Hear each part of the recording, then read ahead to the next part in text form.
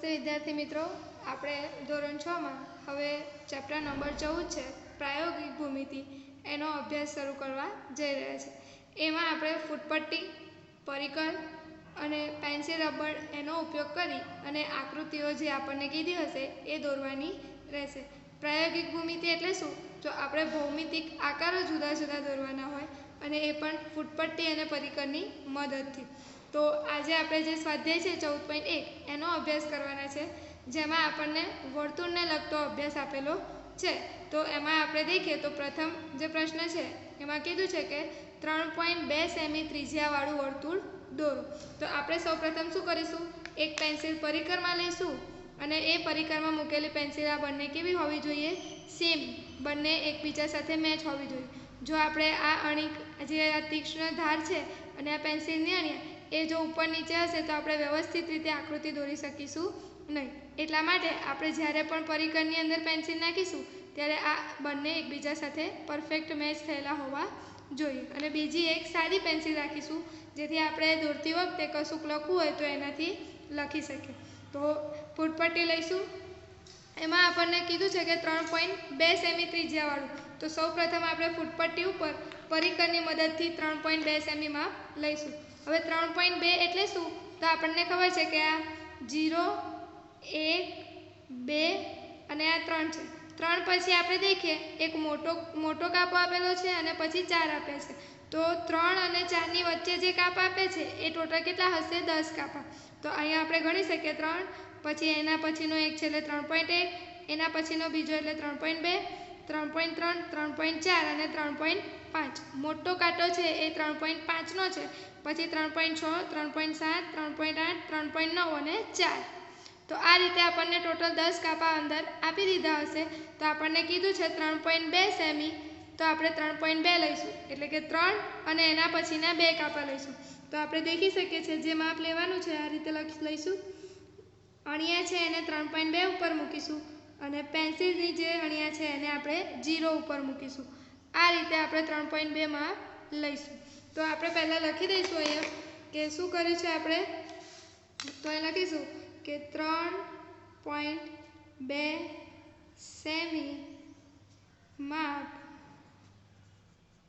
ફૂટપટ્ટીની વડે પરિકર ઉપર મેળવ્યું. તો આ ફૂટપટ્ટી ઉપર આપણે ફૂટપટ્ટીની મદદથી 3.2 સેમીનું માપ મેળવી લીધું છે આપણે પરિકરમાં. હવે અહીંયા જ્યાં આકૃતિ દોરવાની છે ત્યાં આપણે કોઈ એક કેન્દ્ર નક્કી કરી દઈશું અને એ કેન્દ્રને આપણે O નામ આપીશું. તો જે કર્યું એ લખીશું કે કોઈ એક કેન્દ્ર O મેળવ્યું. હવે આ જે આપણે O મેળવ્યું ત્યાં આપણે કેન્દ્ર જે O લીધું ત્યાં આપણે જે પરિકર છે એની અણિયા મૂકીશું અને પછી એની મદદથી આપણે વર્તુળ દોરીશું. તો આપણે દોરીશું વર્તુળ. તો આ રીતે વર્તુળને આપણે દોરતા જઈશું. તો દેખી શકીએ છીએ કે આપણું વર્તુળ એકદમ પરફેક્ટ આવશે, સહેજ પણ હલવું ના જોઈએ અને આ રીતે વ્યવસ્થિત આપણે દોરીશું. તો જે આપણને 3.2 સેમીનું વર્તુળ કીધું છે એ આપણે તૈયાર કરી દીધું. તો શું કર્યું છે આપણે એ લખીશું કે O બિંદુ ઉપર પરિકર મૂકી અને વર્તુળ દોર્યું. તો વર્તુળ આ રીતે આપણને જે ત્રિકોણ વર્તુળ માંગ્યું છે આમ કેન્દ્ર O વડે 3.2 સેમી ત્રિજ્યાવાળું વર્તુળ તૈયાર છે. હવે આપણું વર્તુળ સાચું છે કે ખોટું એ આપણે ચેક કરવું હોય તો આપણને ખબર છે કે ત્રિજ્યા એટલે શું? કોઈ વર્તુળનું કેન્દ્ર અને વર્તુળ ઉપરનું કોઈ બિંદુ. તો આપણે અહીંયા ચેક કરવા માટે લખી શકીએ કે કેન્દ્ર છે ત્યાં 0 મૂકીશું અને જે વર્તુળની ધાર છે કિનારી ત્યાં આપણે ચેક કરીશું તો આપણું એક્ઝેક્ટ 3.2 માપ આવે છે. તો આ જો 3.2 આવશે તો આપણે દોરેલું વર્તુળ કેવું બનશે? સાચું. તો આ રીતે આપણે જે પ્રથમ છે 3.2 સેમી ત્રિજ્યાવાળું વર્તુળ તો એ આપણે તૈયાર કર્યું. તો આપણે જે પ્રોસેસ કરીએ છીએ એ આપણે નીચે લખતા જઈશું જેથી આપણને વધારે ખ્યાલ આવે. સૌથી પહેલાં શું કર્યું? ફૂટપટ્ટીની મદદથી આપણે જે પરિકર હતું એમાં 3.2 સેમી માપ લીધું. પછી કોઈ એક બિંદુ આપણે નક્કી કરી દીધું અને એને કેન્દ્ર લઈ અને પછી આપણે વર્તુળ દોર્યું. તો આ રીતે આપણે વર્તુળ દોરી શકીએ છીએ. હવે આપણે બીજો પ્રશ્ન જોઈએ. તો બીજા પ્રશ્નમાં કીધું છે કે એક જ કેન્દ્ર O લઈને 4 સેમી અને 2.5 સેમી ત્રિજ્યાવાળા બે વર્તુળ દોરો. એટલે કે આપણે એક જ કેન્દ્ર લેવાનું છે અને બે વર્તુળ દોરવાના છે. તો આપણે જ્યારે પણ આ રીતના બે વર્તુળ દોરવાના કીધા હોય ત્યારે આપણે હંમેશા પહેલાં જે મોટું વર્તુળ હશે એ દોરી દઈશું અને પછી નાનું વર્તુળ દોરીશું. સૌથી પહેલાં આપણે કેટલા સેમીનું વર્તુળ દોરીશું? 4 સેમીનું. તો આગળ જે આપણે પ્રોસેસ કરી એ જ કરીશું કે સૌથી પહેલાં આપણે ફૂટપટ્ટી ઉપર 4 સેમીનું માપ લઈશું કે પરિકર ઉપર અને પછી કેન્દ્ર નક્કી કરીશું અને એ કેન્દ્રને આધારે આપણે વર્તુળ દોરીશું. તો અહીંયા આપણે મુદ્દા લખી દઈશું કે માપ પટ્ટી વડે 4 સેમી માપ પરિકર પર લીધું. તો લઈશું આપણે માપ. તો ફૂટપટ્ટી ઉપર 4 સેમી એટલે 0 થી આપણે ક્યાં લઈશું? 0 થી આપણે અહીંયા 4 સુધી લઈશું. તો આપણે માપ લેતા પણ શીખી લઈએ કે 4 હોય એ આપણે જે લાઈન આવતી હોય ત્યાં દર્શાવીશું જેથી આપણને સરળતા રહેશે. તો અહીંયા આપણે પરિકરની અણિયા મૂકીશું અને પેન્સિલની અણિયા આપણે ક્યાં મૂકીશું? 0 ઉપર મૂકી દીધી. તો માપ મેળવી લીધું છે. હવે માપ મેળવ્યા પછી આપણે શું કરેલું? કેન્દ્ર નક્કી કરીશું. તો અહીં લખીશું કે કોઈ એક બિંદુ O મેળવ્યું. તો દોરી દઈશું બિંદુ O. તો અહીંયા આપણે કેન્દ્ર નક્કી કરી દીધું અને અહીં લખીશું O. હવે ત્યાં આપણે પરિકરની અણી મૂકીશું અને ત્યાંથી વર્તુળ આપણે દોરીશું. તો આપણે વર્તુળ દોરીશું તો જે વર્તુળ છે મોટું થવું જોઈએ નહીં. જેટલું માપ હોય એટલું જ આપણે રાખીશું. દોરતી વખતે આપણે બહુ જ ધ્યાન રાખીશું. પરિકરને એકદમ ફિક્સ રાખીશું, એને હલવા દઈશું નહીં. તો આપણે જોઈ શકીએ છીએ કે આ રીતે આપણે પરિકર અને ફૂટપટ્ટીની મદદથી વર્તુળ દોરી શકીએ છીએ.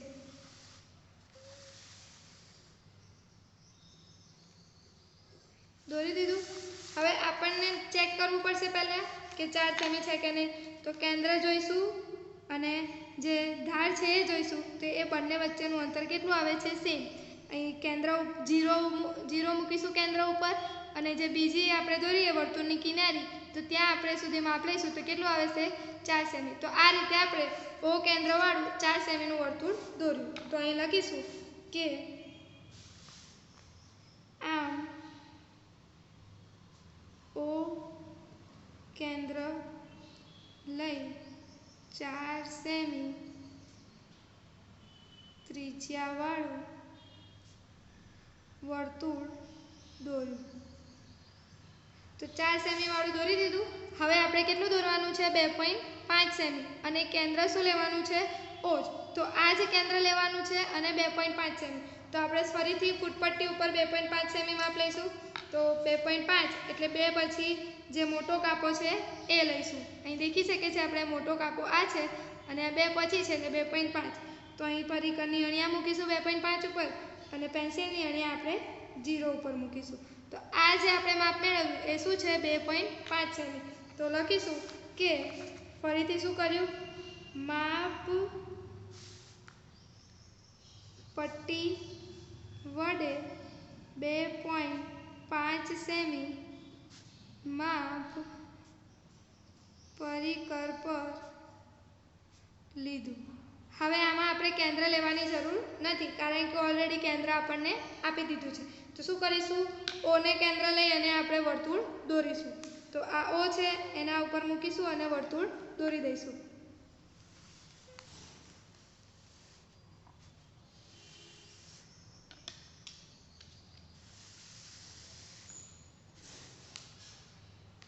તો આ રીતે આપણે બીજું વર્તુળ પણ દોરી દીધું. તો લખીશું કે પાછું શું કર્યું છે, ઓને કેન્દ્ર લઈને, તો લખીશું કે ઓને કેન્દ્ર લઈ 2.5 સેમી ત્રિજ્યાવાળું વર્તુળ દોર્યું. તો થઈ ગયું. તો આપણે પહેલું જે કીધું હતું 4 સેમીનું એ દોર્યું અને 2.5 સેમી તો એ પણ આપણે દોરી દીધું છે. હવે 2.5 સેમી વાળું આપણે ચેક કરી શકીએ છીએ. કેન્દ્ર છે ત્યાં 0 મૂકીશું અને જે બીજી વર્તુળ છે નાનું વર્તુળ એની આપણે ધાર જોઈશું તો 2.5 સેમી આવે છે. તો આપણને જે ત્રિકોણ વર્તુળ માંગ્યું હતું એ બંને વર્તુળ આપણે દોરી દીધા છે. તો અહીં લખીશું કે આમ ઓ કેન્દ્ર લઈ 4 સેમી અને 2.5 સેમી ત્રિજ્યાવાળા બે વર્તુળ તૈયાર છે. તો એકદમ ઇઝી છે મિત્રો. આપણે સૌથી પહેલાં કેન્દ્ર નક્કી કરીશું, ફૂટપટ્ટી ઉપર માપ લઈશું અને એ કેન્દ્ર ઉપરથી વર્તુળ દોરીશું. તો એકદમ સરળતાથી આપણે દોરી શકીએ છીએ. તો આ પ્રશ્ન નંબર 2 થયો. હવે આપણે પ્રશ્ન નંબર 4 જોઈશું. તો પ્રશ્ન નંબર 4 જોઈએ. તો ચોથા દાખલામાં આપણને કીધું છે કે કોઈ પણ એક વર્તુળ દોરો અને 3 બિંદુઓ A, B અને C એવી રીતે દર્શાવો કે જેથી A વર્તુળ ઉપર હોય, B વર્તુળના અંદરના ભાગમાં હોય અને C વર્તુળના બહારના ભાગમાં હોય. તો મિત્રો આમાં આપણને વર્તુળ દોરવાનું કીધું છે. આમાં ફિક્સ માપ આપણને આપ્યું નથી કે આટલા સેમીની ત્રિજ્યાવાળું વર્તુળ દોરો, આટલા સેમીની ત્રિજ્યાવાળું. તો આમાં આપણને કોઈ માપ આપ્યું નથી. તો આપણે જે પણ માપનું દોરવું હોય એ માપનું આપણે વર્તુળ અહીંયા દોરી શકીએ છીએ. તો એમાં આપણે માપ લેવાનું નથી પણ આપણે અહીંયા કેન્દ્ર નક્કી કરીશું. તો સૌથી પહેલાં આપણે કોઈ એક બિંદુ નક્કી કરી દઈશું. તો અહીંયા આપણે લખી શકીએ છીએ બિંદુ O લઈશું. બરાબર.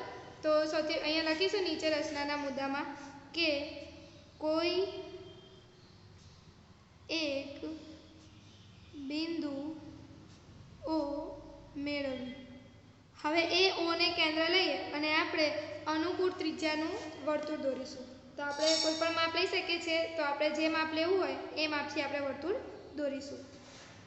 અહીં આપણને માપ ફિક્સ નથી કીધું એટલે આપણે જે પણ માપ લેવું હોય એ લઈ શકીએ છીએ. તો આ રીતે આપણે વર્તુળ દોરી દીધું.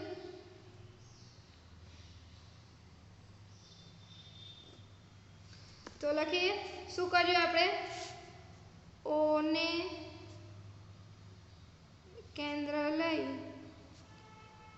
અનુકૂળ ત્રિજ્યાવાળું વર્તુળ દોર્યું. હવે વર્તુળ દોરી દીધું. હવે આપણને શું કીધું છે, એ વર્તુળ ઉપર હોય એટલે કે આ જે વર્તુળ આપણે દોર્યું છે એના ઉપર આપણે કોઈ પણ બિંદુ એ મેળવવાનું છે. તો આપણે અહીંયા લખી શકીએ છીએ એ. તો આપણે જ્યાં લખવું હોય ત્યાં પણ એ બિંદુ ક્યાં હોવું જોઈએ, વર્તુળની ઉપર. એટલે આ વર્તુળની જે કિનારી આપણે દોરી છે એની ઉપર હોવું જોઈએ. તો લખીશું કે વર્તુળ ઉપર બિંદુ એ મેળવ્યું. તો એ વર્તુળ ઉપર આવી ગયું. હવે આપણને કીધું છે બી વર્તુળના અંદરના ભાગમાં હોય એટલે કે આ જે વર્તુળ દોર્યું એની અંદરના ભાગમાં હોવું જોઈએ. તો આપણે ગમે તે જગ્યાએ, જેમ કે મારે અહીં લખવું છે તો હું અહીં પણ લખી શકું છું. અને બીજું આપણે યાદ રાખીએ તો આ જે આપણે દોર્યું વર્તુળનું કેન્દ્ર એ પણ ક્યાં આવે છે, વર્તુળના અંદરના ભાગમાં. તો આપણે અહીંયા બી બિંદુ લખવું હોત ઓની જગ્યાએ તો આપણે અહીંયા બી બિંદુ પણ લખી શકત. એટલે આપણે એક સાથે બે કામ થઈ જાય. એક તો વર્તુળનું કેન્દ્ર પણ લેવાઈ જાય અને વર્તુળના અંદરનું બિંદુ એટલે કે વર્તુળની અંદર આવેલું બિંદુ પણ થઈ જાય. પણ આપણે અહીંયા અલગ અલગ લીધું છે જેથી આપણને કેન્દ્ર અને જે અંદરનું બિંદુ છે એનો ખ્યાલ આવે. અહીંયા આપણે ધરી દીધું બિંદુ બી એ ક્યાં છે, વર્તુળના અંદરના ભાગમાં. તો લખીશું કે વર્તુળના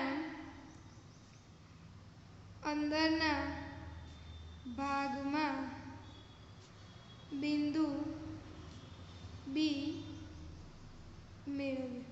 હવે છેલ્લું આપણને કીધું છે કે સી વર્તુળના બહારના ભાગમાં હોય એટલે કે આ જે વર્તુળ છે એની બહાર કોઈ પણ બિંદુ લઈ શકે. આપણે અહીં લેવું અહીં લેવાય, અહીંયા અહીં અહીં અહીં પણ લઈ શકીએ, નહીં પણ, એટલે કોઈ પણ જગ્યાએ આપણે બિંદુ સી લઈ શકીએ છીએ. મારે અહીં લેવું છે એટલે હું અહીં લખું છું. એટલે ટૂંકમાં વર્તુળની બહાર હોવું જોઈએ. તો લખીશું આપણે કે વર્તુળના બહારના ભાગમાં બિંદુ સી મેળવ્યું.